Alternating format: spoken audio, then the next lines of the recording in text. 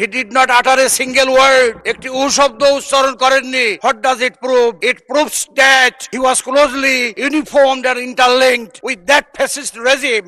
ঝিনাইদহ ৩ আসন থেকে নির্বাচিত মাননীয় সংসদ সদস্য জনাব মোহাম্মদ মতিয়ার রহমান, আপনার সময় ৪ মিনিট। ধন্যবাদ। মাননীয় প্রেসিডেন্টের প্রেসিডেন্সিয়াল স্পিচের উপরে as to the best of my political inference আমি কনগ্রাচুলেট করতে পারছি না, এ কারণে যে বিগত ফ্যাসিস্ট শাসনামলে দীর্ঘ সময়ের পথ পরিক্রমায় তিনি ছিলেন ফ্যাসিস্ট গভর্নমেন্টের একজন কি সর্বোচ্চ ১ নম্বর প্রোটোকলধারী প্রেসিডেন্ট। কিন্তু আমরা সে সময় কি লক্ষ্য করেছি? উড়ন্ত হেলিকপ্টারে করে নেট বন্ধ করে দিয়ে উড়ন্ত হেলিকপ্টার থেকে গান পাউডার আপন জনগণের উপরে অতীতের ইতিহাসে রেকর্ড ব্রেক করে অত্যাচার করেছেন। কোথায় ছিলেন তখন প্রেসিডেন্ট? একটি উ শব্দ করেননি। হি ডিড নট আটার এ সিঙ্গেল ওয়ার্ড। একটি উ শব্দ উচ্চারণ করেননি। What does it prove? It proves that he was closely uniformed and interlinked with that fascist regime.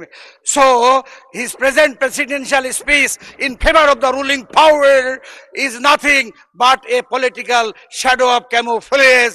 I think something hidden policy is there, shortcomings, policies and absurdities are interwoven in his speech.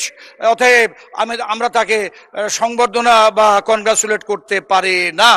এরপরে আমি পরিষ্কার করে বলতে চাই যে জুলাই বিপ্লবের উত্তাল দিনে ঢাকা মেডিকেল কলেজে যখন লাশের সারি আর আহত ছাত্র জনতা, কৃষক, শ্রমিকের আর্তনাদ, সেই সময়ে ঢাকা মেডিকেলের সহযোগী অধ্যাপক ডক্টর শহীদুল ইসলাম আকন, তিনি ফ্যাসিস্ট গভর্নমেন্টের রক্ত চক্ষু উপেক্ষা করে নিরলসভাবে বিরতহীনভাবে তিনি চিকিৎসা সেবায় নিজেকে বিলিয়ে দিয়েছিলেন, যার ফলে তদানীন্তন ফ্যাসিস্ট গভর্নমেন্ট তাকে 25শে জুলাই বদলি করে তাকে সুনামগঞ্জে বদলি করে।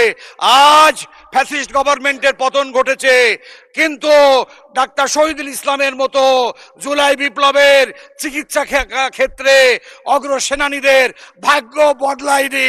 এমনিভাবে এক শহীদুল ইসলাম নয়, ঢাকা মেডিকেলের যারা স্পাইন বিশেষজ্ঞ আরো অনেক ডাক্তারদেরকে ওএসডি করে দিয়েছে, এগুলো প্রতিভাকে পাচার করে দিয়েছে, স্তব্ধ করে দেওয়া হয়েছে। আমি মনে করি such type of national toast and tormentation predicted by the ruling power, এটা আগামী দিনের ইতিহাসের কাঠগড়ায় এটারও বিচার হবে ইনশাআল্লাহ।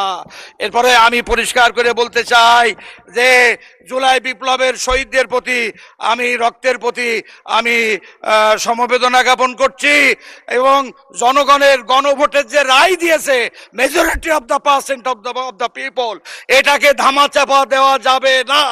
উসমান হাদির বিচার এবং পিলখানা হত্যার বিচার আগামীর কাঠগড়ায় করা লাগবে। সেদিনই হবে প্রকৃতপক্ষে প্রকৃত বিচারে গণতন্ত্র এবং মানবাধিকারের সুস্পষ্ট বাস্তবায়ন।